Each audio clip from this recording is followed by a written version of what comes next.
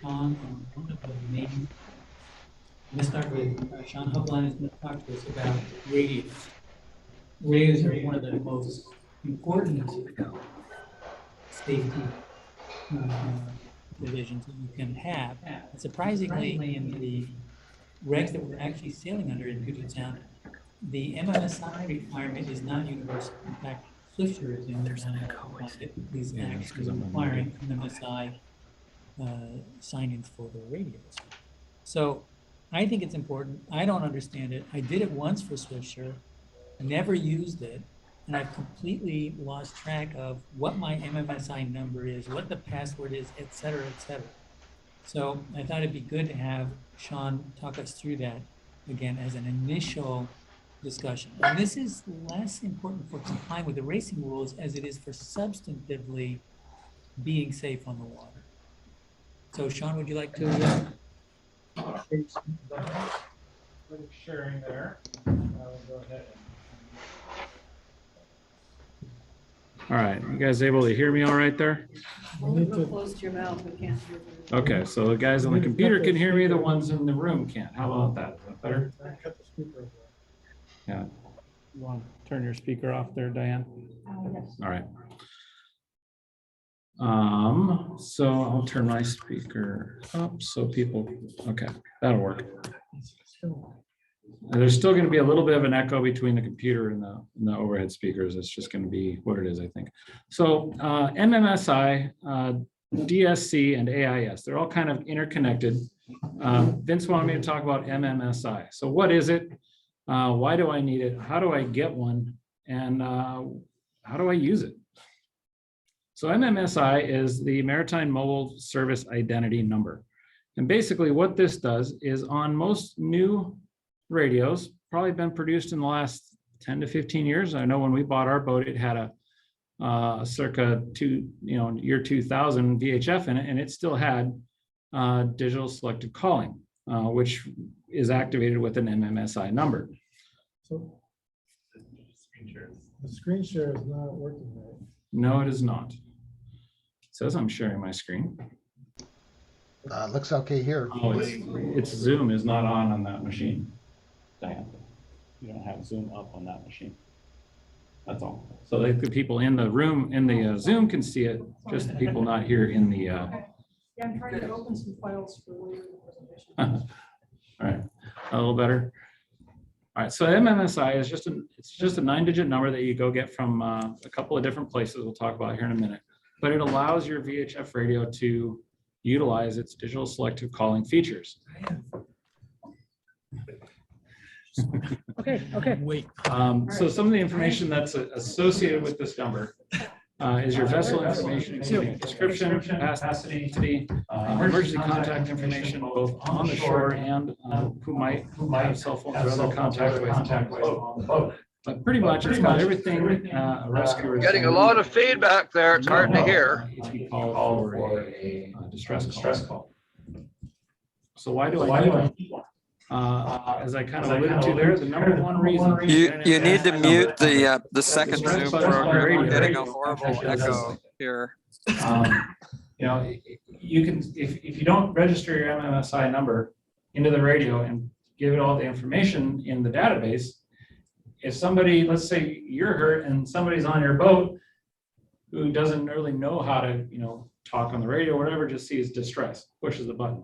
It's going to send out, if it even works, one, it's going to send out all zeros and no information. So all the Coast Guard is going to hear is, hey, someone needs help.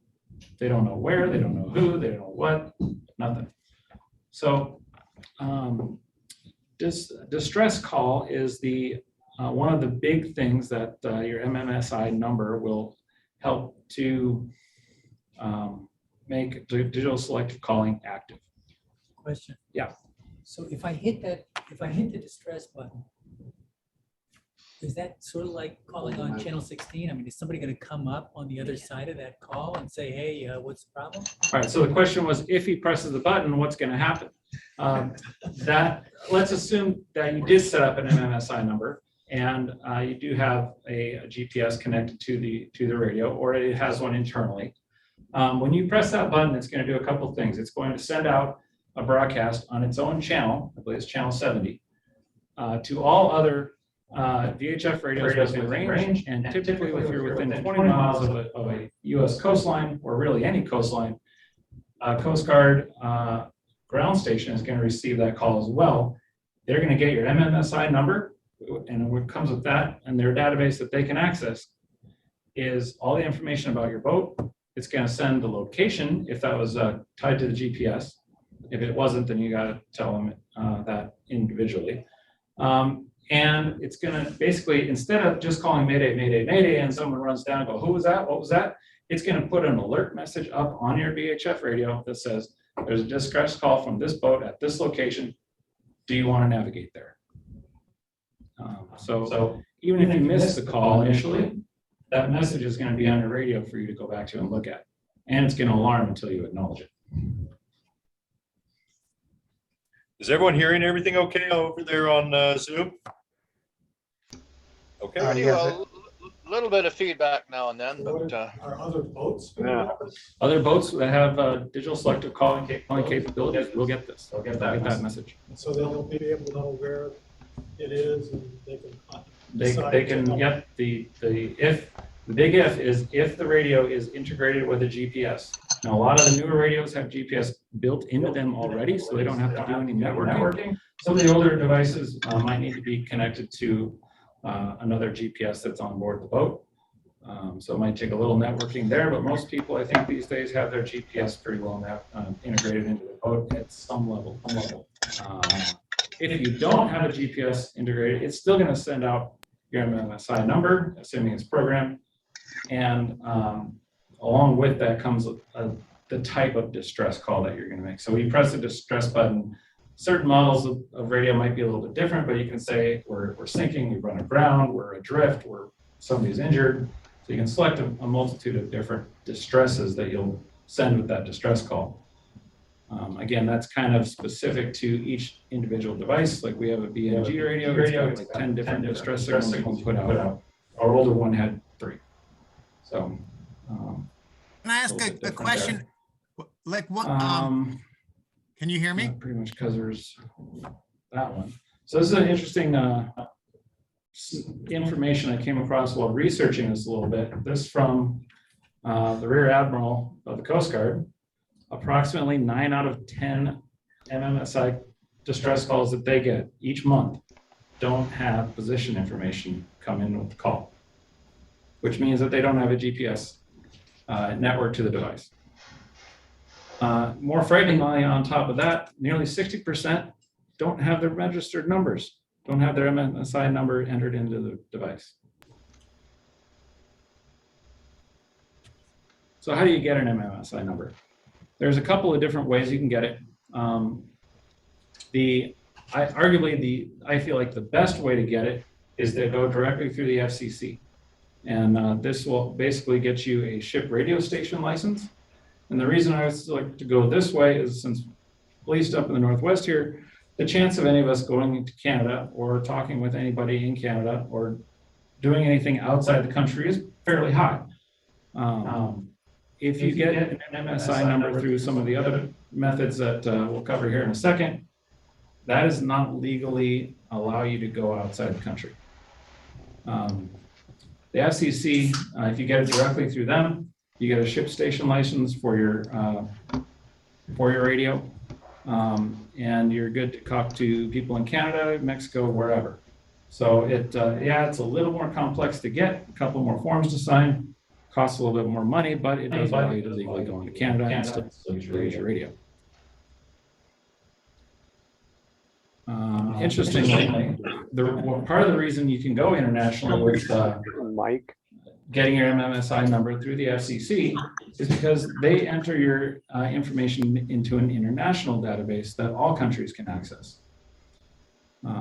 So if you go to hit your distress button in Canada, the Canadians will pick up the signal and they'll be able to pull up your information as well.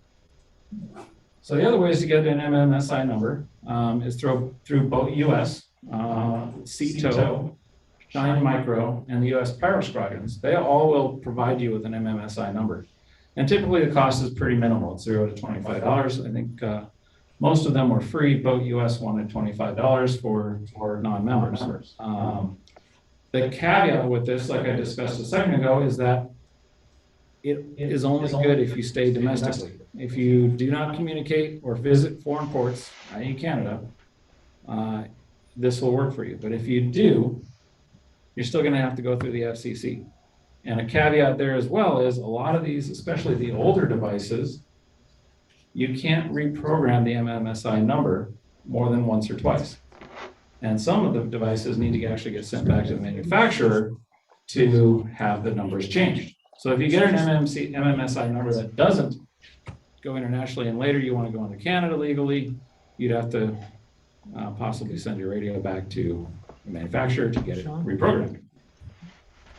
There's a complaint that virtual people are I complaining. think it was this laptop being on and his laptop being on. It's all should be Is square. it squared? I think so. Your microphone's on, right? It is. Yep, see, there we go. Okay, Yep, we're all good. so all good, okay. Okay. That was all confused. And Shaun, Yeah. question, so you said that it was $220 to get your MMSI through the FCC? Yes. So when we did it, I looked back through my bill. It was $220 to get a ship station license for our 31-foot Corsair. Correct. And that's at the time that you get licenses, there were renewal fees or something you have to do to keep the information? There is a renewal fee. It is less than the initial, and I believe they're good for 10 years, but I have to double check that. Let's see. So that's how you get an MSI number. Some of this information that's associated with it, we kind of went over it. So the owner's name, the address, contact information, primary and alternate emergency contact info for people that are ashore. So if you're out on the boat, like I've got my parents listed as our emergency contact, ideally it's somebody who's going to be ashore when you're out boating, along with any contact numbers that might be on board the vessel in case the Coast Guard wants to get a hold of you in a different manner. You only need one MMSI number. It covers all VHF devices on your vessel, since it's really a vessel-specific number. So if you have a hand-mounted or a mounted VHF, an AIS transmitter, an MOV device, or other handhelds, you can put the same MMSI number into each one. And you should, as long as that stuff stays on that boat. If you have a handheld that you're going to possibly take to other boats, it might be a good idea to get a separate MMSI number for that one, so you can have different contact information in there and associated with a different vessel. But typically, you only need one MMSI number and you put it into all of your devices. Real quickly, I know this is getting long on your 10 minutes there, Vince, but so digital selective calling is basically, there's a bunch of other features to it also in addition to a distress. So if you want to do, instead of doing all hell on 16 for Northwest Multihull boats, if we had all of their MMSI numbers, you could send basically a text message directly to each of those boats individually, and you could go so far as to ask their location, and the radios will automatically respond with their location. Or you could say, hey, let's all contact on channel 68. And it doesn't matter if some guys will listen to 16 or 24 or 9 or already on 68, their radio is going to get that message. There's a bunch of other stuff that goes along with it too.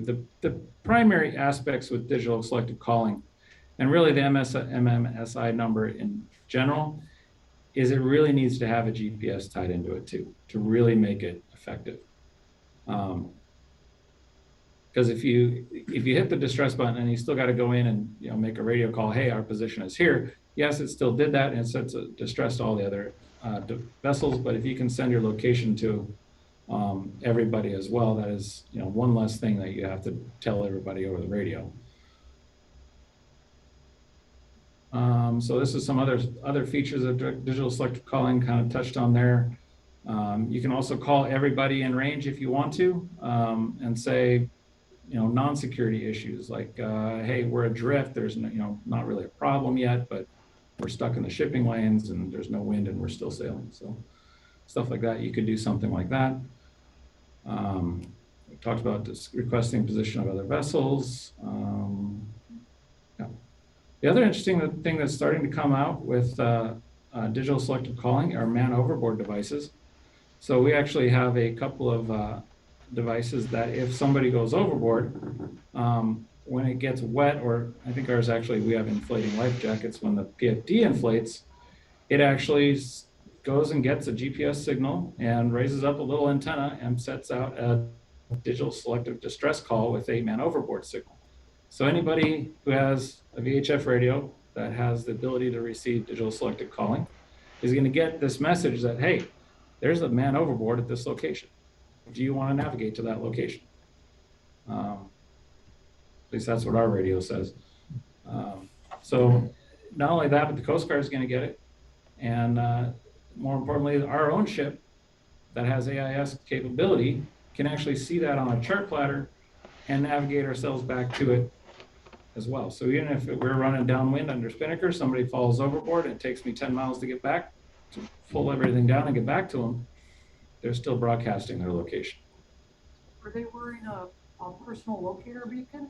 So an ELB, a personal locator beacon, is slightly different. It uses a different database saved by NOAA, and you can kind of link it to your MMSI number as well. You can put your EPIRB ID on that as well, but they are separate entities and use different systems. Which device do you just have? We went with the AIS one because typically we're around other boats. Do you remember the brand name? It was the MOB1 by Ocean Signal, I think. You have to look it up. The reason we went with that one is we're typically around other boats, so we're not going, a long ways offshore. If we were going to go somewhere into somewhere remote where there may not be another boat with AIS capability or digital selective calling within range, the only one who's going to get that information is the boat that they fell off of. So at least we'll be able to go back and find them, but nobody else is going to be able to come help us if they're not in range. An EPIRB uses a satellite system, and then typically only your search and rescue people are going to have the ability to track in on that device, is my understanding at least. Yeah. Can I add a little to that? Go for it. Might help us. So the. Do you like a mic? Sure. All right. So it's kind of what I do, but the personal locator beacons and the EPIRBs use satellite-based signals, which if you're out in the middle of the Pacific Ocean somewhere, Coast Guard, someone's going to get that message. But if you're in Puget Sound, the DSC uses VHF radio. So vessels around you and the Coast Guard in the area are going to get that. I mean, it's no use, you're getting the message to someone who's thousands of miles away. And so the man overboard stuff is for local Coast Guard and vessels. And your name was Dan, right? Doug. Doug was just iterating there. Duncan was just iterating about how EPIRBs use the satellite system and is good all over the world. And we're going to send out an indication to everybody. But the digital selective calling uses VHF and is kind of typically limited to the range of a VHF radio. Another feature of an MMSI is AIS, which is kind of another piece of digital selective calling. In addition to sending out your location if somebody asks for it, it automatically basically broadcasts your position, speed, course, and MMSI number to all other boats that can receive AIS. Interestingly, all commercial vessels at this point are required to have AIS. So if you want to know if there's a ferry coming around the corner of an island, it'll show up on your AIS broadcast. If you want to know if that container ship's going to turn left into Elliott Bay or continue on to Tacoma, you can pull that up as well. I like AIS in particular around here because, especially if we don't have radar, so we use it. We know that our boat is visible to other boats because we both transmit on AIS as well as receive.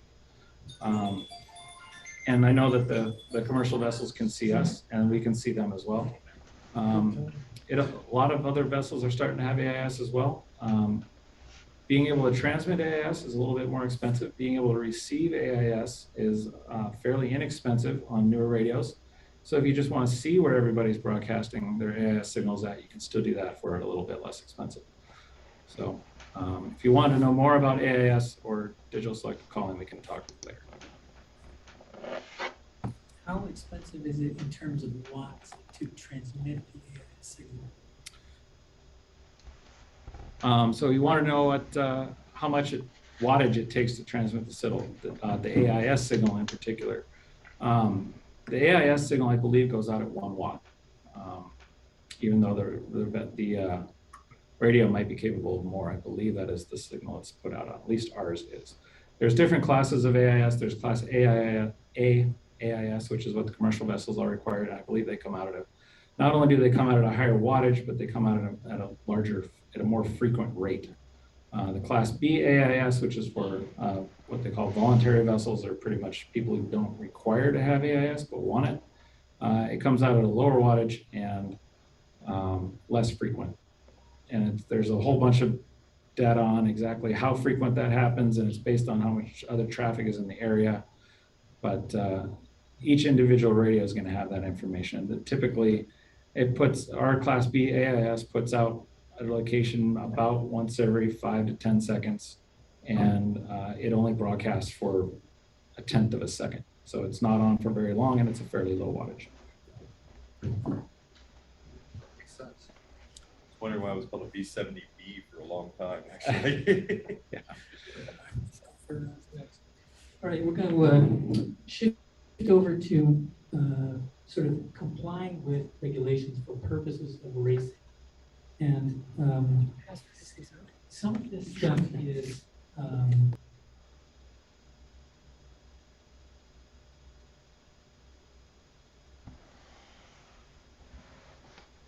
not always the same thing. So first, let's talk about the source of the regs. Used to be in Puget Sound, you'd be looking at the Pacific International Yachting Association, PIYA. They're out of the reg business. At this point, it's US sailing and world sailing. Most of the most of the people, most of the organizing authorities here in Puget Sound are using US sailing or a variant of US sailing. The structure of the regulations is, in each case, is dependent on the level of risk. And so the regulations become increasingly stringent with the level of risk. What's interesting is to see that the organizing authorities have actually, they kind of cheat, because if you read the description of the circumstances that they recommend, that the regulating authorities recommend, and then you compare them to the races, you'll find that the organizing authorities here in Puget Sound are quite concerned about limiting the effect of regulations on turnout. They want to make it easy. Whether that's sensible is another question. So most of the local races for US sailing, they have 3 categories: near shore, which is in the day, inshore, protected waters. They have coastal, which is kind of not far removed from shore, possibility of a quick rescue always there, and ocean, which is well offshore and rescue could be delayed. World sailing has 4 categories, similar kind of thing. Category 0 is, the Vendée Globe. Category 1 would be races like Fastnet and Hobart. Category 2 is extended duration along shorelines with large unprotected bays or lakes. And that would be, I think, most of a lot of Puget Sound racing. Category 3 is open water, mostly protected or close to shore. And category 4 is short races close to shore in warm or protected waters in daylight. And interestingly, category 4 is where we get a lot of people here in Puget Sound category, using that category, notwithstanding the fact that Puget Sound is not warm. So, no, I misspoke there. Category 4 is short rate. The Puget Sound people are using inshore, which is warm and protected water, with rescue available all along the course, like there's a chase boat. So what are people actually using? Let's go from the least stringent to the most stringent. And we're going to start out with Sloop Tavern's sailing regulations, which are based on the world sailing inshore regulations. So could you open up, and this is your first tab in your packet. Okay. There's a packet and it has a green tab. It's the first bunch of documents. It's only 2 pages. So we want to share screen? Yeah.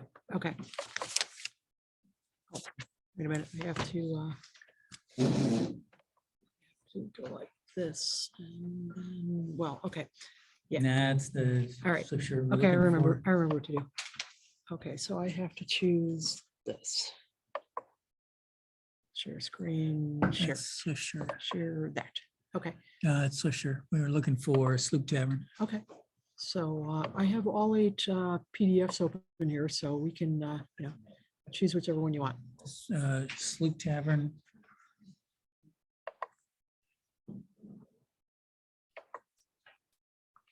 What's it look Keep like? going. Looks like this. Appendix Okay, B. Appendix B, okay. So where says You appendix B? tile them somehow? No, I can't tile them. Oh, there we go. Sloop Tavern. There, this Okay, one. Appendix Okay. B. All right. So this Sloop Tavern just picked, went straight to the world sailing inshore. And like I say, it's relatively warm and protected waters.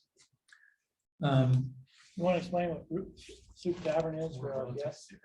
So Sloop Tavern is a yacht club here in Seattle. It's called a paper yacht club. They don't have a building, and they meet in a tavern.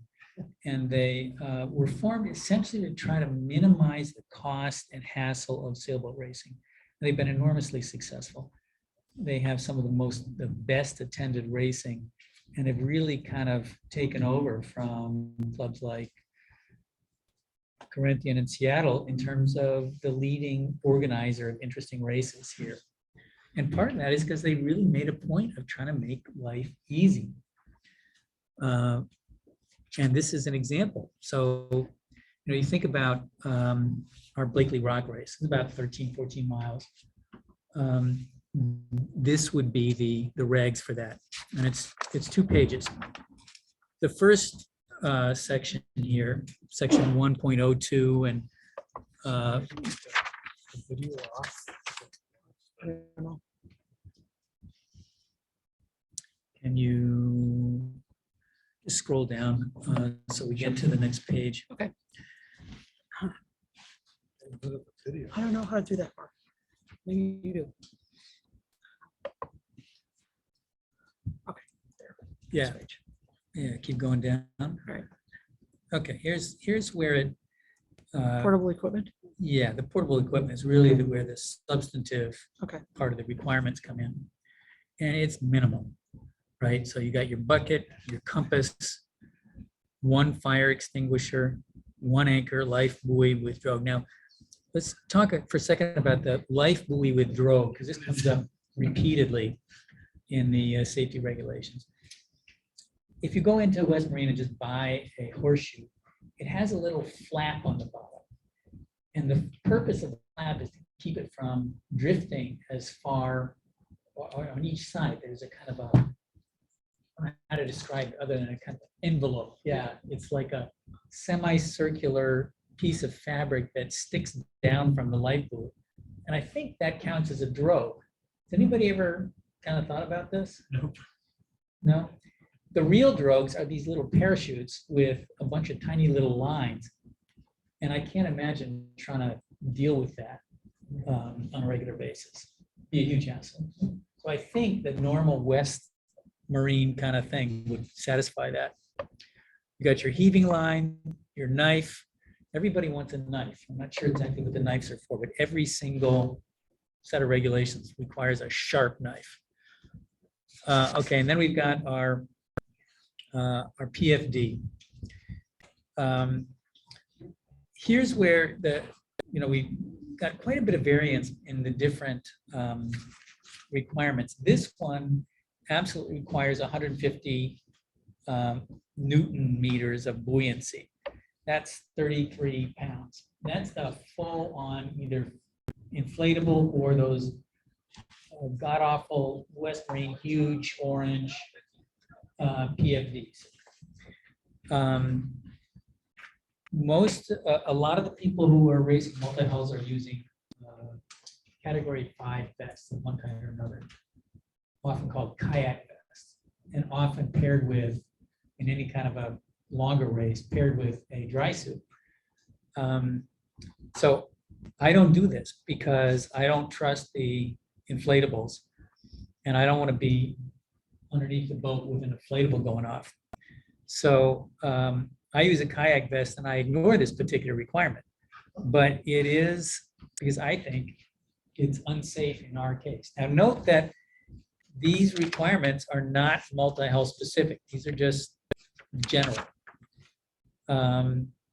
And, you know, I don't think that most of the other racers use dry suits, but it's fairly common with the multi-hull racers. And there should be some acknowledgement of that, but there's not. Okay, so that's Loop Tavern. Now, if you want to do one of their longer races, you want to do race to straits. So it's whatever, 30 miles up to 35 miles up to Port Townsend. They say you have to use ISAF Category 5. What the hell is that? There is no more ISAF. So you'd have to go and research historically what ISAF Category 5 would be. Presumably, it would be a somewhat more stringent set of requirements because it's a longer race.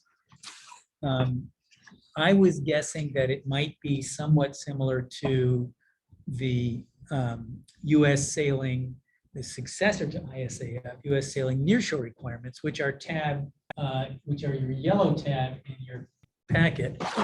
And Diane, if you could find our U.S. sailing nearshore. Let's see. Looks like this. Okay, so it's a grid. What's the beginning? Is this the one? Yep, and it says overall, that's ocean. Keep going. Okay. No, This keep one? going. Nope, Yes. that's, nope, No, we were already there. nope, keep going. No? Try multi. That's no, go back the other way. How many documents do I have open? I thought I had all 8 open. Let's see. That says US multi-hull safety equipment requirements. Oh, yeah. Oh, here's some more. Here's some more. Okay, it's Okay. one of these two. It's either this or the That's next near one. shore. Okay, that's near shore. One more? Yeah, no, that was the one. That's one. This one. Okay, now we're looking at near shore. Now, this is an interesting thing because here you see US sailing has got a specific set of rules for multi-hulls. And in my opinion, it would be pretty good for a fair amount of Puget Sound racing, but it's not actually in effect. I don't know what club it's using. So let's just discuss a couple of these items and see where people are. Substantively, are you actually doing these kinds of things, and do they actually make sense? Let's scroll down to 1.5. Okay. You know, the regs always start with this general stuff, which is sort of bullshit. It's nice, but you really want to know what the specifics are. Yeah, absolutely. So look at 1.5. I was thinking about does that make sense for a multi-hull that your heavy items shall be secured? What does that really mean? In the context of a monohull, which is going to get potentially knocked down, you could think that, yeah, you want all that shit to be really kind of tied down so it doesn't come adrift. In a multi, it's more likely that either you're going to be capsized or it's not going to be a problem. So, but then I started thinking about is the stuff that I'm carrying really securely stored? And it's one of the areas where I'm reading all these regs and thinking, you know, I could probably do a little better on that. The next one, 1.7. Again, this is a requirement that comes from the monohull world, where you have a multi-hull that's inherently buoyant, you know, that's not going to sink because in the case of the trimaran, the floats are sealed. They'll keep you, afloat. Says any openings shall be capable of being immediately secured to maintain integrity. Really what they're talking about here is also the companionway. And, to close my companionway, I have to get out a you know, a hasp and a lock and the boards and all this kind of stuff, it wouldn't be very immediate, to be honest. It seems to me that this requirement, you know, is never going to be enforced, but it's one that you should sort of think about. How, if it really gets rough, how able are you to close things off without actually locking your companion door, which wouldn't make much sense, you know? That's one of those things that as I was reading through these requirements, I thought, you know, I gotta think about this one. Should we make sure they can hear us? Just checking in, folks. Are you able to hear? Can you hear me? They're all gone. Yeah, you can't. I can hear you quite well. I have a couple of comments okay. I'd like to make at some point, but I'll wait. Can you Oh, hear we got a us? comment. Oh, Mark's here. Mark's talking. Yeah. Good. think the speaker's down on that one. Great. Yeah, yeah, we have the. speaker Hold down. on for a second. I have mine down. I'll turn the speaker back on. Okay, we've unmuted you all now. So if there have any questions or comments so far, please speak up.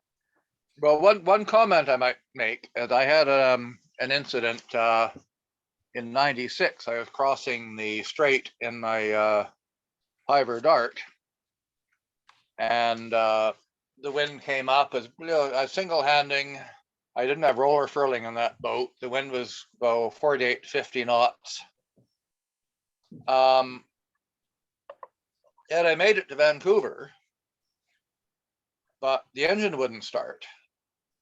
And so I ended up going under Lions Gate Bridge instead into False Creek because I knew I could probably round up an anchor and hit a deadhead. But I found out later on, the reason the engine wouldn't start is because an unsecured toolbox in the engine room had come off the shelf, hit the starting battery, and broken the post off. So yeah, securing stuff down below in a multi-hull is important. Mhm.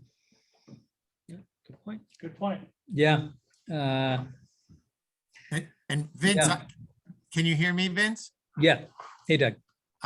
No, because I race Elite Ikai, and you can be disqualified if you're not doing your best to live by the racing rules. I appreciate the conversation because my biggest concern, while yes, things moving around and I don't have that much stuff that would move around, but I just think of all, my boat, it's like a camping boat down below. And my biggest concern is that when it goes upside down, things are going to be everywhere. Like that would be my biggest concern, is the boat flipped, as opposed to being seaworthy and storing things, secured. But my question is wow, what would happen to my little boat when it's upside down?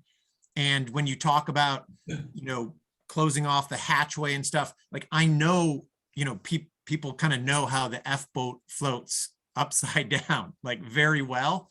And there's that, it's always well, your boat's upside down, so how are you going to hit the MMSI on your radio?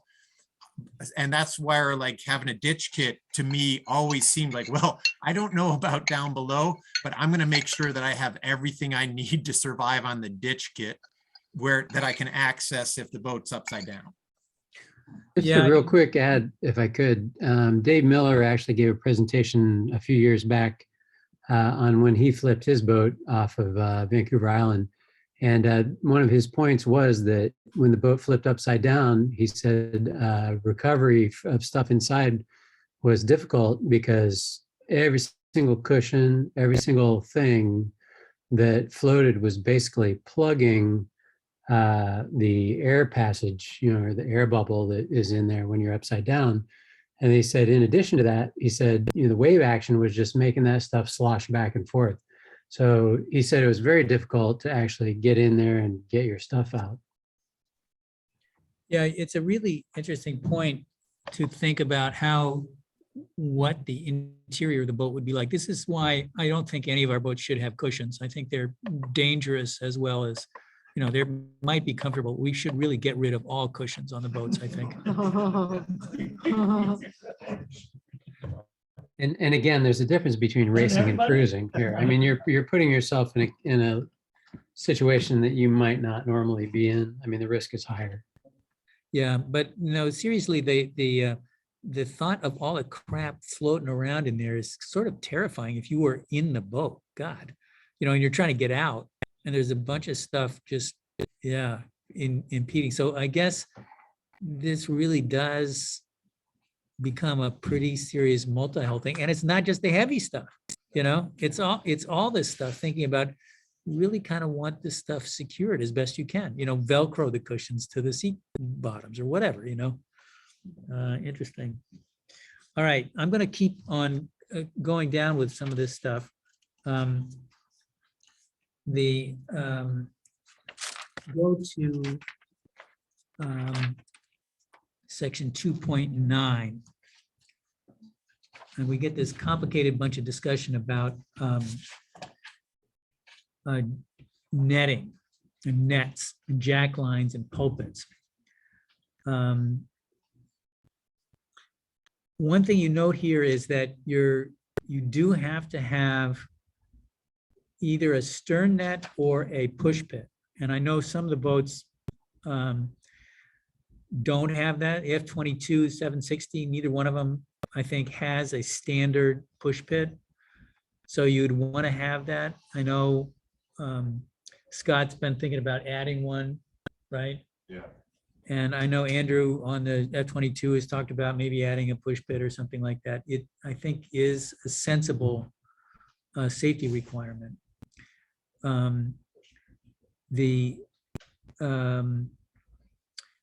love this, a trimaran with a single crossbeam. I guess that some of the old Pivers or Newicks would have,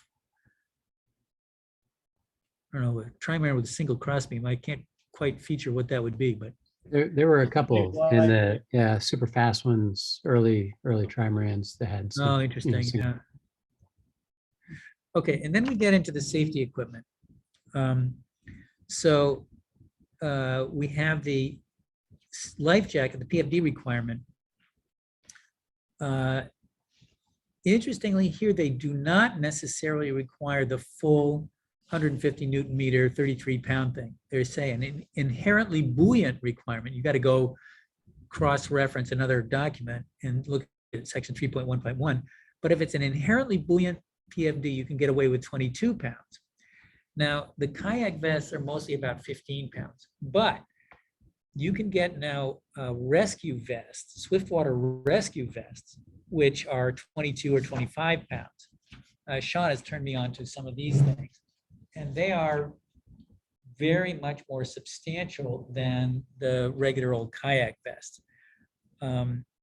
They do need to be adapted to comply with these other requirements, which would include the light, the whistle, the crotch straps, et cetera, et cetera. But for those of us who don't trust the inflatables, I think looking for these swiftwater rescue vests and adapting them would be a good way to go.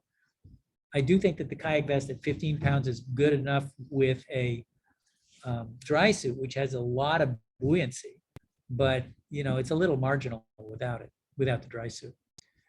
And I like the fact that this set of rules does not require that you have 150 Newton meters in every case.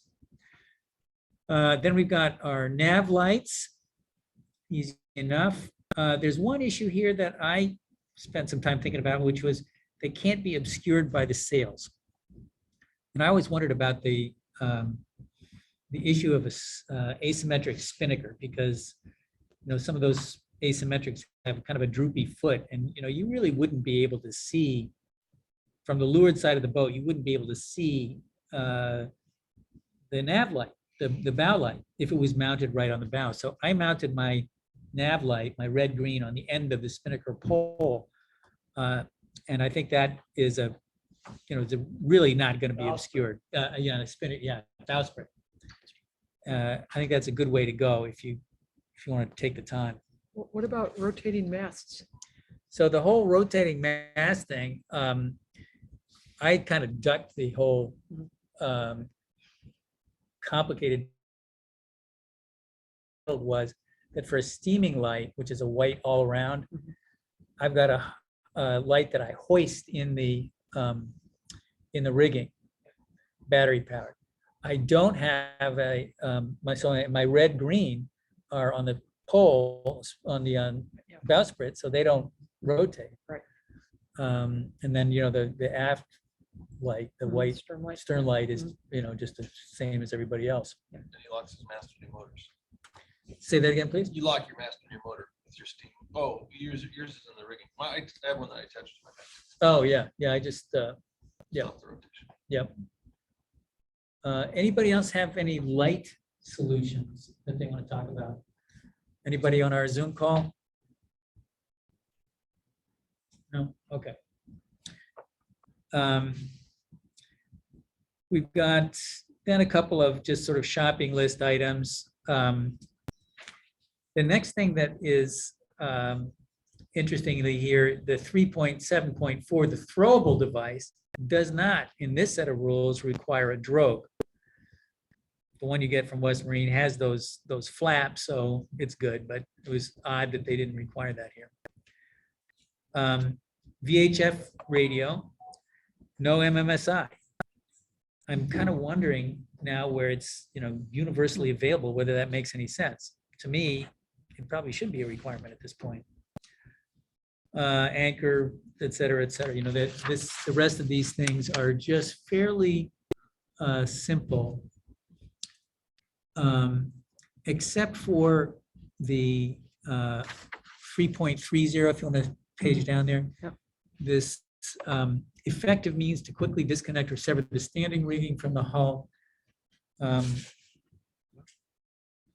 That's a really good argument for using Dyneema shrouds and forestay. Because if you don't have a Dyneema shroud and forestay, then you're into some kind of big, heavy bolt cutter. I'm not even sure if a bolt cutter get through the 7x19 wire, really. Wouldn't a pair of pliers with the car pin, with the Yeah. Technically, maybe. Yeah, I can. I got some 930 seconds. Yeah, one of our, for the people on Zoom, there's one guy here is talking about, hey, I'm just gonna kneel on the, the front of the partially destroyed boat and pull the cotter pin out with his teeth. I can just see this. All right, so that's a set of rules that I actually think by and large would make some sense. And I'm gonna talk to some of the organizing authorities here in Puget Sound and say, hey, you don't have a set of multi-hull specific rules. Maybe we ought to adapt them and use what US sailing and start with what US sailing has proposed. Now let's go to CYC, Corinthian Yacht Club. They use the US sailing nearshore rules as modified. They kind of create their own version. And this is your purple tab. Is that this one? And it's, yes, exactly right. So they have bastardized the US sailing rules a little bit. But again, they're using the nearshore rules. I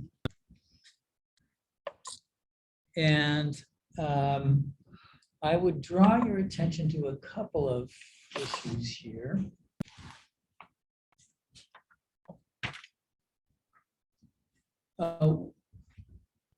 One is it's interesting here. They're using the nearshore rules even for the Cypress Island race, which is a new race that CYC is running from Shell Shoal up to Anacortes, basically. And you're crossing the straits. You're potentially sailing at night. It's 51, 53 miles, something like that. So it's a fairly challenging long race. And these are relatively lenient, let's say, rules. It is interesting to see the US sailing stuff, and as modified by CYC. They do, for instance, in section 2.4.8 and 4.9 on page 32 of the race book. So page down to 2.4.8. They do have a couple of specific things about multi-hulls, about the nets. And the, Terrell's 2.4.8. yeah, 2.4.9 is the net. Oh, 9, okay. Exempting trimarans from the lifeline requirement. And you know that one of the issues that I've always been watching for is, are they requiring bow nets? Because I didn't like my bow net, so I kind of abbreviated my bow net, and they allow that because you know you can substitute a lifeline for a net, which is I abbreviated my bow net and also have a lifeline both, but I don't have all the windage of a full bow net. Then go down to 2.7.2. This is the mechanical propulsion thing. You know, the issue here, I was thinking about, well, geez, can I actually do this? So the square root of the length of the water line in feet, that was for me 5.5 knots. Well, yeah, I can do 5.5 knots with my 6-horse in flat water on a good day. And can I do it for 4 hours? And then I started thinking about, well, how long does my motor actually run on a tank of gas? And I realized I don't really know. I do. You do? I do. Scott Wallingford says he knows. Well, we ended up motoring back to the Johnson Straits. So when we were coming back from the race to Alaska, we could do a 5-gallon tank for about 6.5 hours. What motor were you using? We were using a 9.9 Honda Oh, on okay. a 31-foot. Right. Yeah, we got about 6.5 hours out of a 5-gallon tank.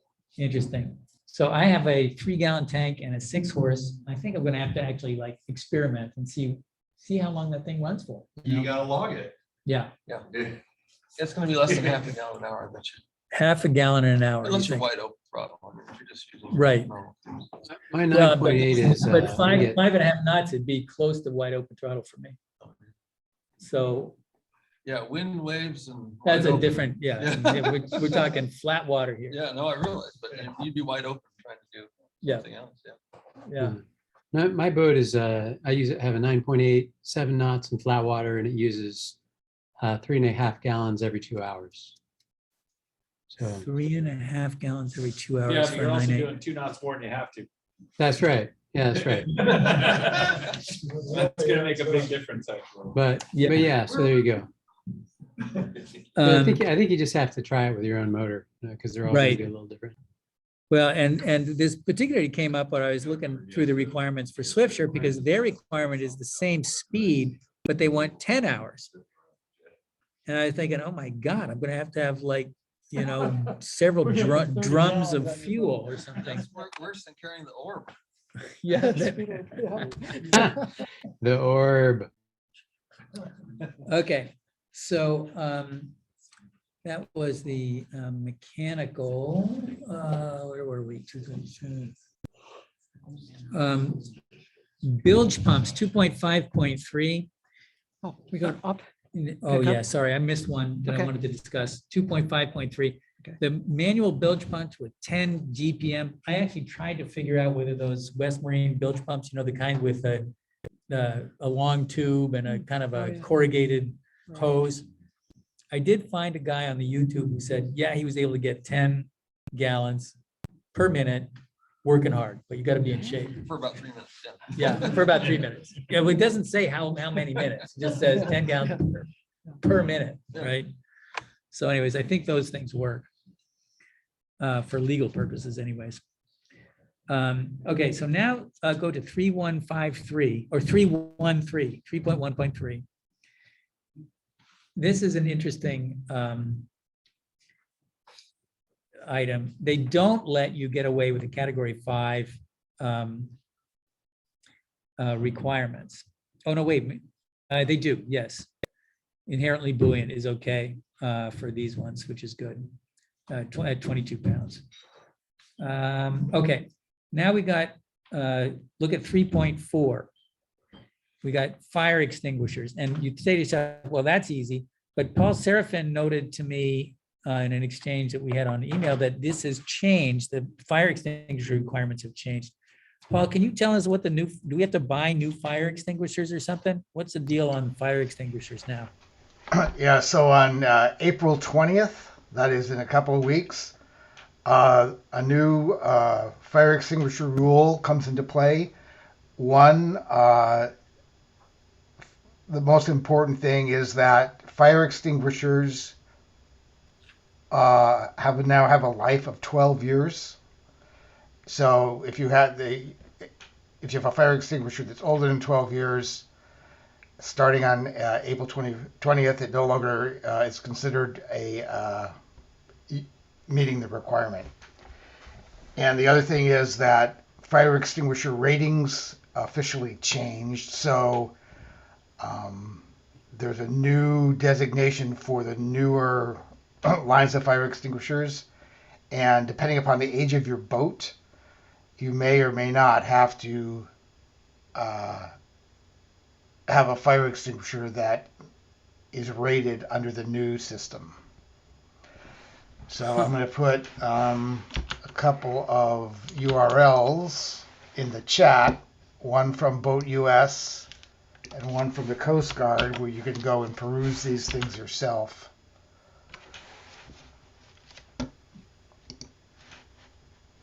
And I think I'm gonna just go down to Ballard Fire Extinguisher and say, hey, do these things comply with the new requirements or not? See what they got to say. yeah, and so the number of fire extinguishers required has not changed, and that is based on the length of your boat. But the actual fire extinguishers that you have to have and what it says on them and how they've been classified does change. So this will be just in time for renewal season here in Puget Sound or in Washington. So when you're getting your boat Coast Guard inspected, and since there's new fire extinguisher rules, it seems logical that that will be something they will check. And I have been checked by the Coast Guard twice in my boating career, and once just outside of Port Townsend, I was sent back to buy the stickers. You know, the Coast Guard required stickers that say, no CO2 and no discharge permitted, whatever it was. He sent me back to get the stickers. Did you remove those for weight? Hey, Well, that was just Port Townsend friendliness. That's funny, Yeah, right. Vince. I had the same thing. I was boarded up in Boundary Passage, and that was the same thing I was cited for. Was I did not have the 3 proper placards displayed. Yeah, you living on the edge, man. I wasn't. Can you guys hear me? Yeah. I wasn't exactly boarded by the Coast Guard, but I was in the lock across from a Coast Guard boat, and they complained about the spacing of my hull letters. And they were reading me the riot act about that until they realized that the locks were going down and they hadn't released their lock line.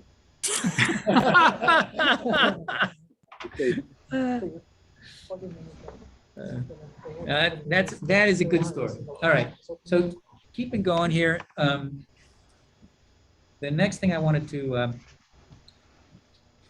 take up is section 3.7.2, which is where we start getting the complicated package of sort of the more complicated safety gear, throwable safety gear. This is a life buoy with a whistle. Okay, now you got to take your life buoy, you got to add a whistle to it, and you got a drogue. Now the question was whether those flaps qualify, and then you have to have the self-igniting light. So, that's just a matter. I'm not aware of a throwable safety device, a life buoy that has the built-in light. Maybe one out there, but I just taped one of those self-inflating lights to my man overboard, the life buoy thing. The Dan Anybody Buoy else? unit, the Dan Buoy unit has all that in it. Right. So let's talk about the Dan buoys. That is an inflatable pole that also functions as a life buoy and has the light and the drogue all in one big package. And you hit the button and it drops in the water, and if you're lucky, it inflates, right? Yeah, just like life jackets, you have to look at the little indicator. Right. So Tend to your gear. I'm starting to think it might be worth buying one just to comply, because it's such a pain in the ass. I The got one good- for you. It doesn't- The good thing about them is that they come in a very small package. It's like it's a package that's about 2.5 inches, 3 inches thick, and it's like smaller than a 8.5 by 11 piece of paper. So there's a lot of safety stuff in a very small package. It is pretty heavy because it does have the the weight that keeps the pylon with the little tassel and the light vertical. It does have the drogue. So, and How the much whistle. does it cost? I don't know what the costs are recently, but I think it was around $290, $300, something like that. All right. Has anybody else used one or purchased one of the Dan buoy? Is that a brand name, by the way? Yeah. Dan buoy, okay. Has anybody else purchased one or used one? Joe's got one. Joe, hand him the mic, will you? No, we have all that stuff. This is near shore. Yeah. We're equipped for offshore. So, yeah, I'm thinking I'm gonna probably just get one of those Dan buoy things, because it just trying to coordinate all this equipment and have it be available for immediate deployment is hard. I mean, and it clutters up the cockpit, and you're tripping over it, getting entangled with stuff. So I think from a safety standpoint, the all-in-one thing is probably a really good idea. Yeah, I have a full-size life ring which has a floating light attached with a lanyard, which automatically lights when it's inverted in water. I just toss the whole thing overboard with a line on it. Right, that's what I've been using. But then I also had a pole with all the same stuff on it. Anyways, it's a little bit much. All right, Joe, Our boat hand is him moored- the mic there. Take the bottom.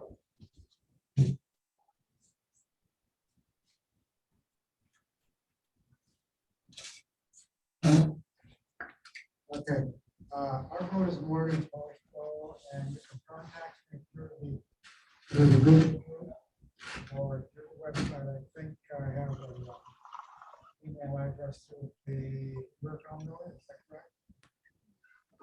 No, but we should set some. The Google group would be the best. I have all the safety equipment on my boat, and if you contact me, I'll be glad to make an appointment for somebody to come by and take a look and see how it's all set up. So Joe, if you couldn't hear that, his mic wasn't working.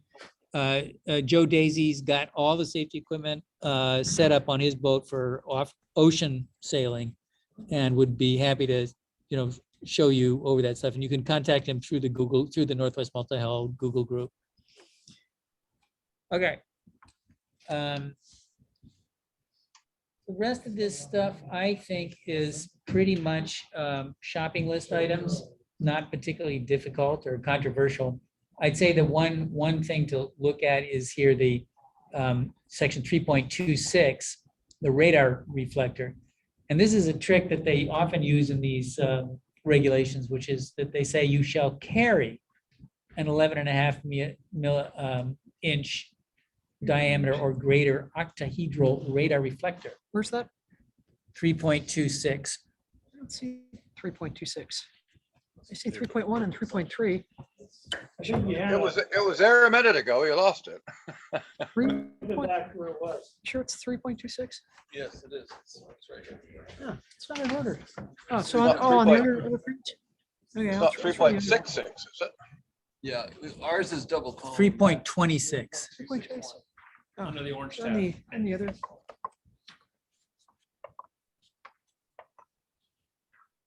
Yeah.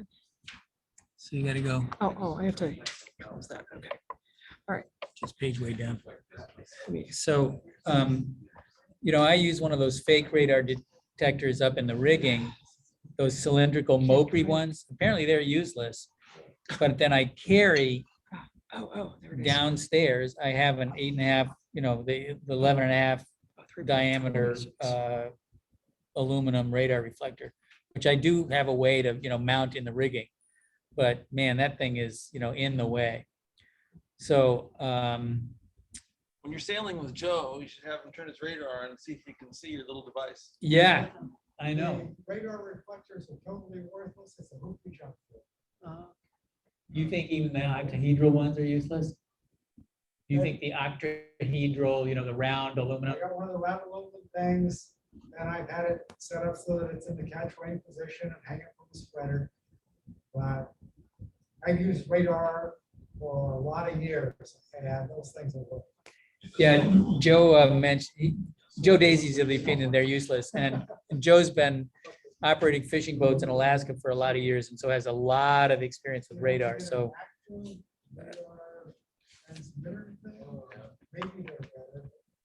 Yeah, so Joe's not buying it, so. It only says you have to carry. Yeah, so you only have to carry that one. So Okay, what does now work? let's- A little bit like the bell. Well, what does work, I think AIS transponders, where you're actually AIS transmitting is probably a pretty good way to be visible. And that's one of the things that I've been thinking about adding to my boat from a safety standpoint, so that, the big boats can see you. It's fine to see them, and it's but it's still a little scary if you're out in the straits and it's foggy and nighttime. And if you can see add them. If you add the AIS and the DSC, right? DSC is usually already there. You can't have one without the other. Yeah, Yeah. I know. So but that just means that the communication is just sort of like calling somebody back and forth in terms of a ship or something like that. So they see you and they can call you up in just a second. It's not sort of scaling the big world. DSC is not AIS. Right. So, but, the thing about the, let's say you're, in my example, you're in the straits, it's foggy, it's night. I have an AIS receiver. Yes. I can see the big ships coming. Uh-huh. There's no way they can see me. No. If I hit the emergency button and said, help, I'm gonna get run down. You're good. Yeah. I'm good? Yeah, because they're gonna 1.3 come seconds. navigate to you to rescue you. And They're bring you over. they're gonna navigate to me. That's great, Andrew. That sounds really great. Just have Johnny's finger right on the button. Right. Yeah.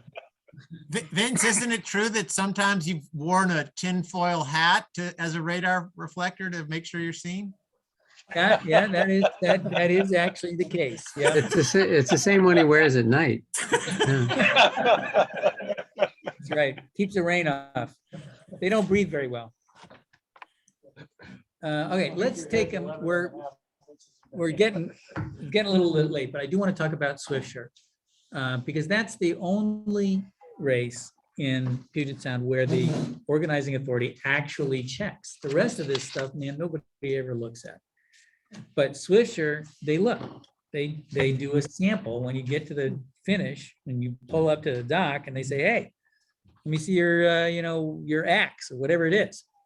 So After you're done? yeah, after you're done. Oh, so you can't win if you. No, you can't win. You can participate. Yeah, participate, but you can't win. Got it. And they You don't participate and die, but you Right. can't win. Yeah. Yeah, but they don't check every item. They do a sample. And the Swiftsure regs are kind of interesting because they're a little idiosyncratic. Okay, which one are we doing Okay, here? so now go to, this is your last tab on the paper version, Are and they it's, multi-hull tabs, or no, keep going. I think it's, we got 3 multi-hulls. no, keep going. I think it says Swiftsure on Oh, it. okay. Equipment requirements, SCRs, multi-hulls, 22, 22, sure. Oh, Swiftshure's at the end. Keep going. Hold on, that might, Oh, that's Sloop Tavern. no, that's Sloop Tavern. Keep going. Ah, here it is, Swisher. Okay, Yeah. got it. Okay. So Swisher, you know, we've got a lot of general stuff. Let's go down to the inverted escape paragraph, which is 2.2.3. And this is where we start to get a little bit more serious. I love section 2.2.2. For those of us who've been around multi-hulls, this is the Reynolds Catamaran clause.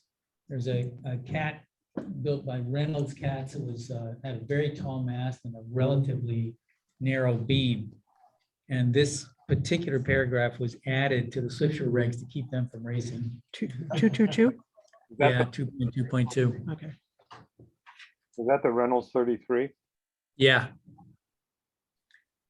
So then we go to 2.2.3, inverted escape. So this is what who was talking about in ditch bags and all that kind of stuff. You have to have an escape hatch, which some of the newer Corsairs do. Joe, do you have an escape hatch? Yes. Okay, I have an escape hatch that's in the main salon, the sole of the main salon. The current regulations require an escape hatch in each hull with accommodation. And my solution to that will be to talk to the organizing authority and say, I've got one and I'm grandfathered, or provide hatches, a hatchet in each hull. Yeah. So you'll notice it, Joe says that Joe's got a big catamaran, and he's got an escape hatch in the sole of the cockpit salon, so in the middle of the boat.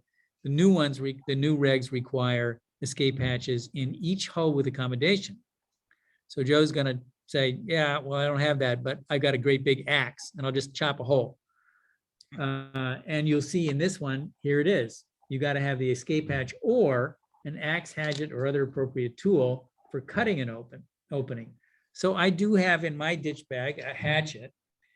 The problem that I've been thinking about is, well, how the hell do I know where to cut the hole? You know, you're clambering around on the upside down boat. You've got you got out the ditch bag, you're trying to rescue somebody inside or get inside. How do you know you're not going to be just chopping into a settee? You really kind of need a cut here dotted line or something. Some people do that. They actually take a marker or whatever and do the pattern. I was just thinking about, so how does that work with your non-foul? I mean, you just because the logical place, I guess, is in the center of for the F-31 is in the cockpit sole after the battery box.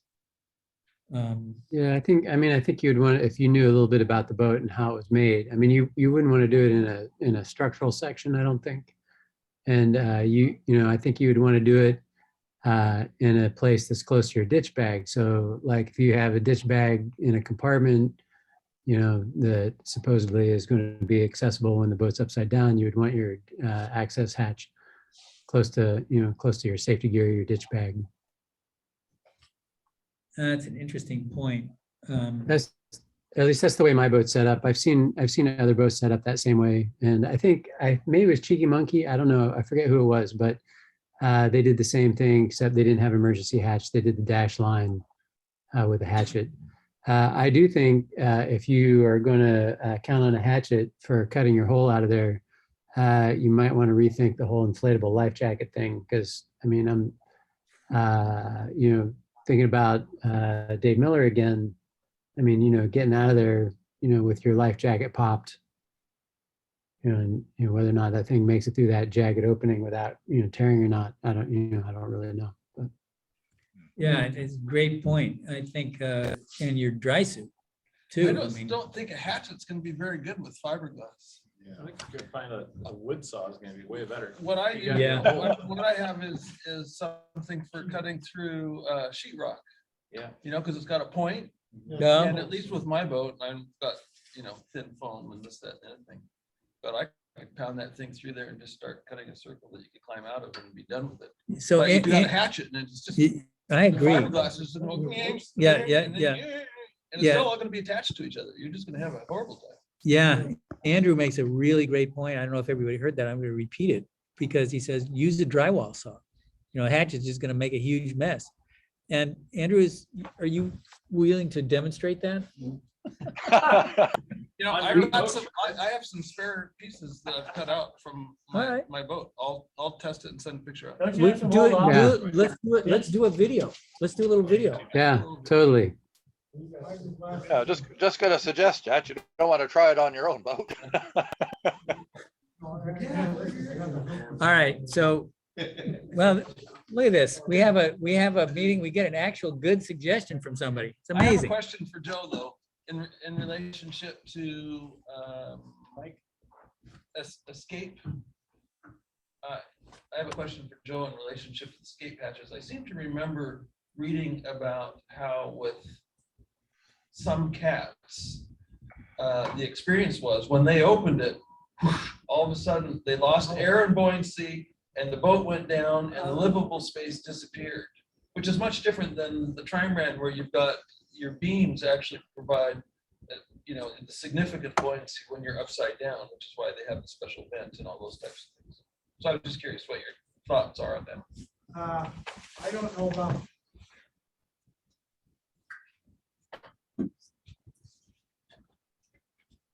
I haven't heard anything about that issue directly.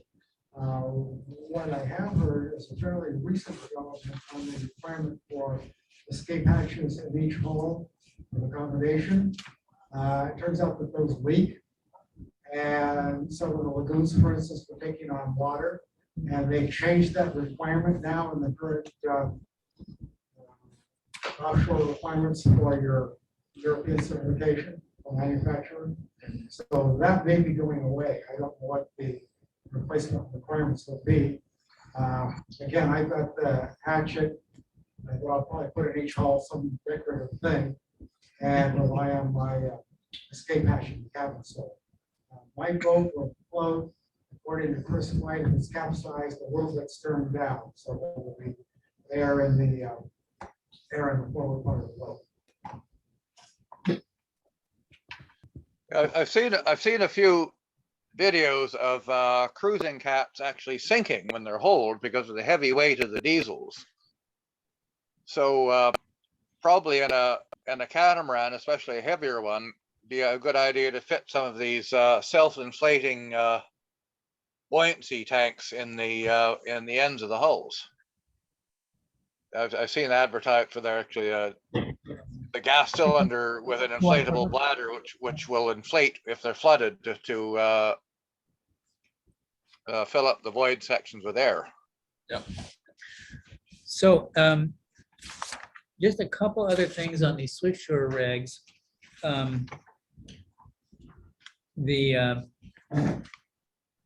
I note that in section 2.4.7, see if I can page down somehow. Yeah, maybe. We've got the same requirement for a stern pulpit that the smaller boats might or might not have. And then in 2.4.7.1 and 2, we get quite a detailed description of the nets. It's easy enough to comply with all these things, but I want to draw your attention to one thing, which is foot trapping. They say, as a general point, attachment points shall be planned to avoid chafe and foot trapping.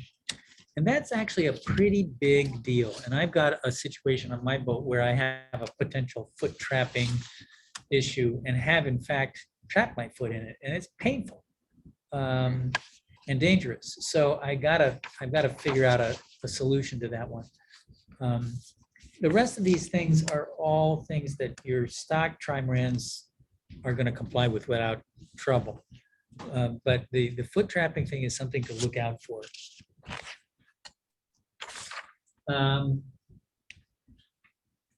Could you page down to 2.7.1? Here's where we get the 10 hours of motoring requirement. So you gotta have a lot of gas to do Swiftsure. And then go down to 3.1. And here's our Calamity Pack. This has to be in a pack or compartment accessible from outside the boat. Now, this is, I guess, a ditch bag, but I think you kind of want this to be outside the boat because, as you know, Jeff was saying, well, you know, have your ditch bag, you want to be able to cut through the boat to get to it. I think as much as possible, you want to not have to cut through the boat to get to this because it's not that much stuff. You know, you can, the stock Corsair trimarans have a sufficiently large ditch compartment to contain all this stuff. Is there access from that compartment to the outside? Yeah, there is. There is. Well, Yeah, I mean, I have some in my. There's a hatch. The big question Yeah, go here, ahead. Vince, is that if you have that in the cockpit, is that really going to be accessible when you're upside down and you're sitting on the top of the, you know, what was the bottom of the nets? So, you know, at that point you would have to swim under, grab your ditch bag, and then come back to the net, right? I mean, that's Yeah. the only thing I would worry about. In the stock 31s, there's a compartment that is accessible from both sides. Okay, It's so you got can two- get at it when the boat's entries, upside yeah. down. Yep. Yeah. The, So the thing I like about my setup is that you know, when the boat's upside down, the hatch is above water, and you just open the hatch, you just reach in, and the ditch bag is in a compartment that is like, you know, the length of your forehand or forearm, you know, from the hatch, so you can totally get to it from the outside of the boat. yeah, but you got an escape. You got a true escape hatch, right? Yeah, yeah, So that's true. I don't have an escape hatch. I only have the overturned compartment, which is accessible from when the boat is inverted. So, but you know, either way, you got a great setup because you got the actual escape hatch. But for those of us who don't have an escape hatch, you know, the overturned compartment is a close second. But you know, the one thing that's not in here is water. It occurred to me, you know, if you're stuck there for a couple hours, you might want to, you know, have a little water or a couple of energy bars or something, or whiskey. Yeah. Isn't there a new requirement in Swiftsure that says you have to have 1 gallon, when you finish, they check your boat, you have to have 1 gallon of water in a sealed container for every person on board when you finish? Isn't that in there somewhere? I've heard that. That does ring a bell. I don't think I flagged it. I think it's in the earlier sections.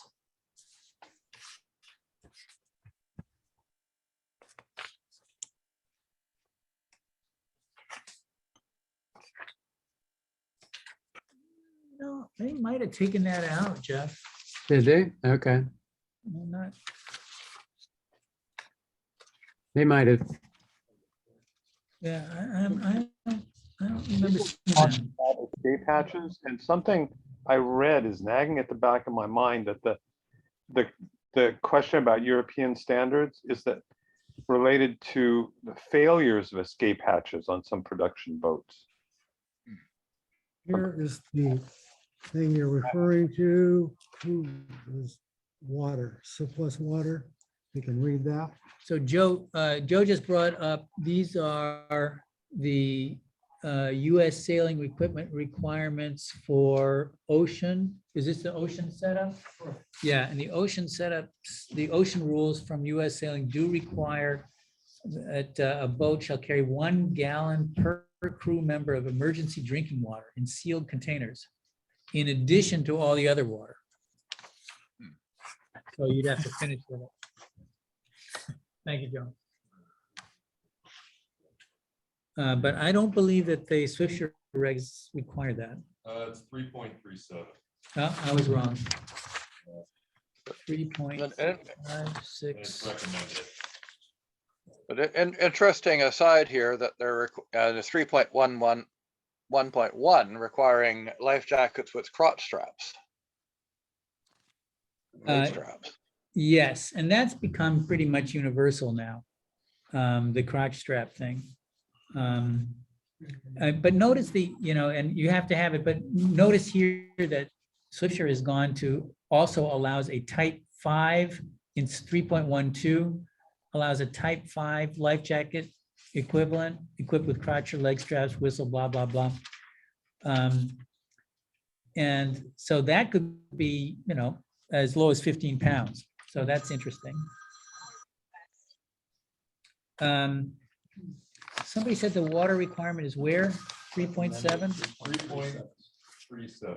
3.37. Oh, I see, it's a recommended. Hi there. I'll call you a little bit later. I'm in the middle of a Zoom meeting with the Northwest Multihull Association. Okay, I'm just going home now. I'm just driving home.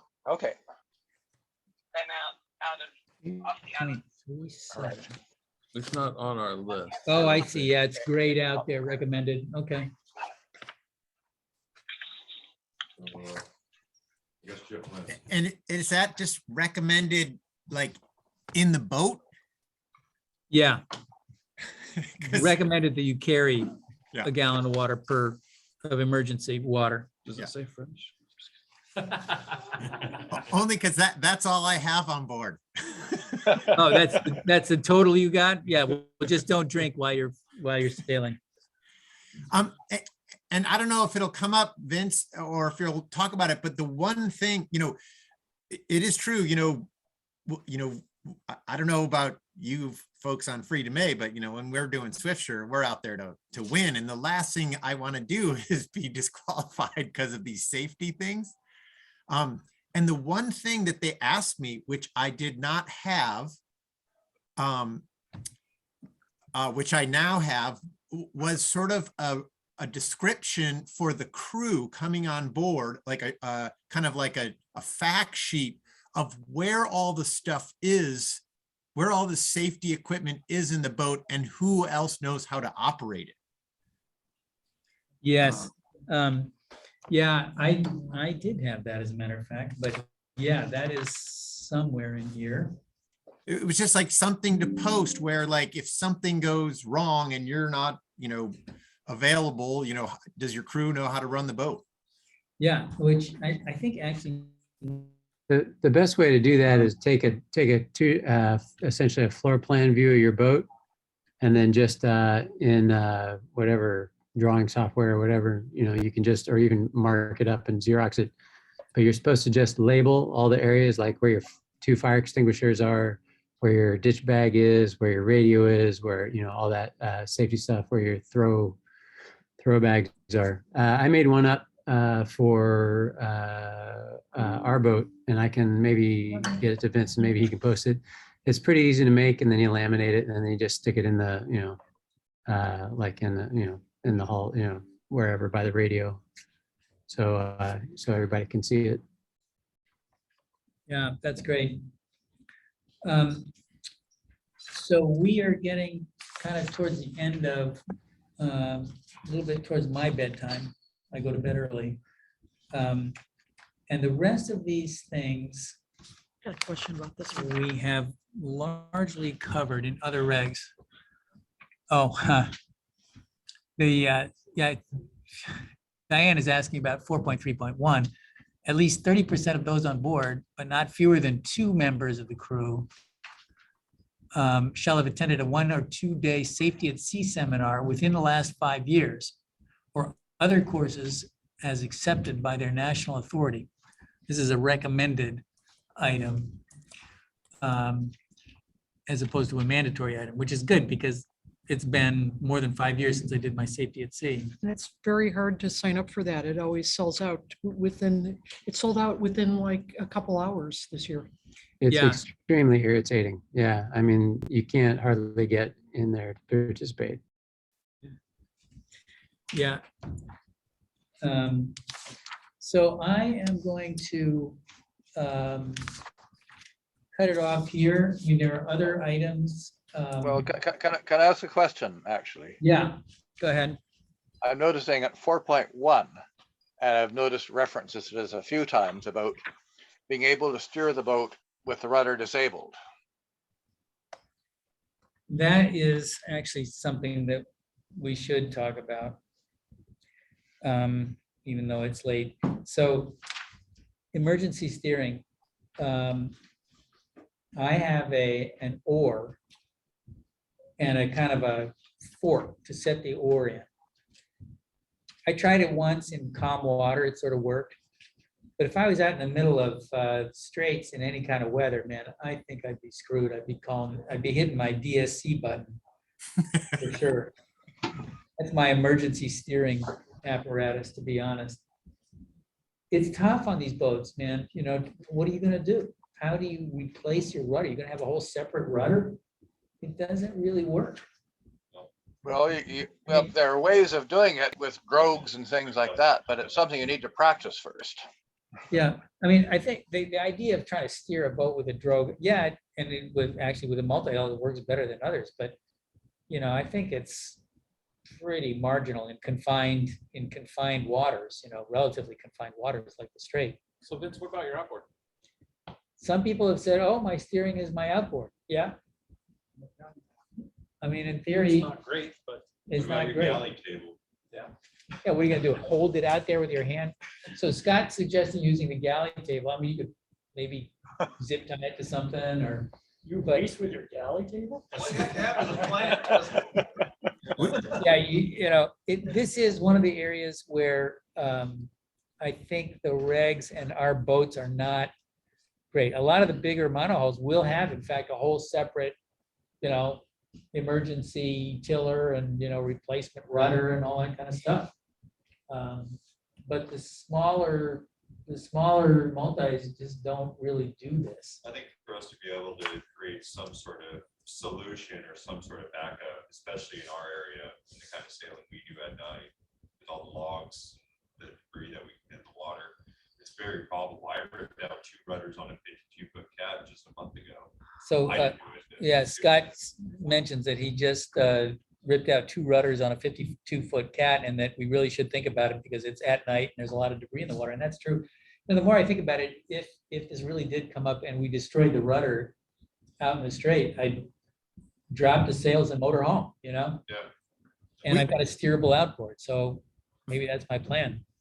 Vince, we did break our rudder one year doing around the county. We have, I mean, the rudder snapped off and we had the cassette and we kind of tried to wedge a paddle and at the end of the day, we kept the sails up and kind of balanced with the sails, and we motor sail. We decided we didn't want to miss the party at Roche Harbor, so we did go all the way to Roche. Yeah. And then Nigel Olson, Nige went home and brought back a couple of like NACRA foils.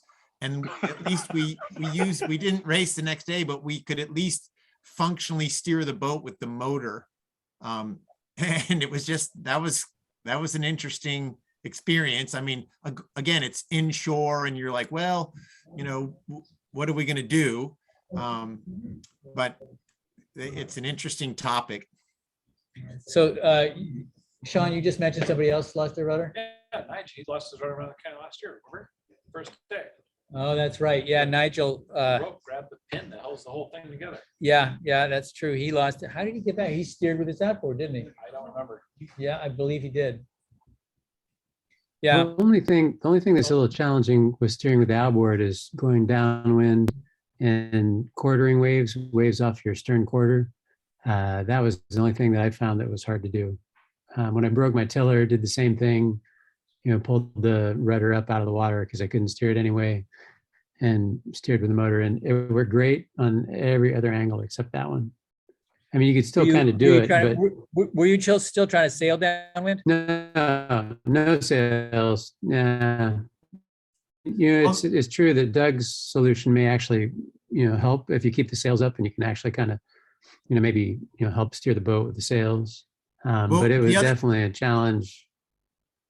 The other thing is that it was blowing 30 and there was no way we were going into the wind, but Roche Harbor was dead downwind. So it you know, it worked because of the, you know, I mean, if we did break something, it would be like you know, we just need to run for cover. And since we could actually, if we could effectively steer the boat on a beam reach, we were like, we did okay. But it was big waves and it wasn't easy, but it did work going, you know, off the wind. It would have never worked in my mind going into the wind. But we didn't try that. We got a comment from Eric here too. Yeah, I built a motor mount that goes on the swim step mount on the stern of my Corsair. And it's, the swim step is like, you've seen a lot of them, they're just a pole with you know, side things for your feet to step up into the boat. And it's got a little bracket on the stern. Well, you could probably build some kind of tiller arrangement, rudder arrangement, and would also insert into that bracket. It was pretty simple to build a motor mount. When I cruise with a 3.5 horse for my dinghy. And if my main engine goes out, well, that thing will push my boat along about 5 knots in calm weather. So maybe you could do something like that. All right. I kind of regret that we didn't get to all of the Swiftsure stuff, but you've got the materials here. And I think we've covered the main issues at least. And if anybody is interested in, you know, talking to the organizing authorities about, you know, maybe putting in some multi-hull regs, you know, contact me, because I'm going to talk to at least CYC and Sloop and say, hey, you know, your stuff is a little out of date here. You might want to update the regs, especially as pertains to multi-hulls. So any other? Is there any way you can put a link on the website so we can go through this material and go through all of it? Yeah, there is a link, or will be. So we are recording this presentation, and when we put it on our YouTube website, there's going to be some text there, and there will be a link to it. The documents are currently on our Google Drive. All 8 of these are on our Google Drive. And you would access that from, if you're a member of the Northwest Multihull Association mailing list, which is a Gmail, a Google list, can you get it directly from that? Well, we can send it out to the Google list. We Can you send it out to the? Can you send it out to? Can you send it out to the BCMS site? Okay. Sure. Yeah, we can. When Eric does his meeting minutes, we'll put a link in there too. And the meeting minutes will be on the website where it describes this meeting. So in the near future, it'll be there with a link to our Google Drive. Great. All right. Thank you, everybody. Thank you, Vince. Thank you, Vince. Interesting discussion. Okay. And you know, we can stop the recording and people can still hang out and chat some more if we want to. Great. So I'll stop screen sharing and stop the recording, and people can hang out as long as they want to. I don't know.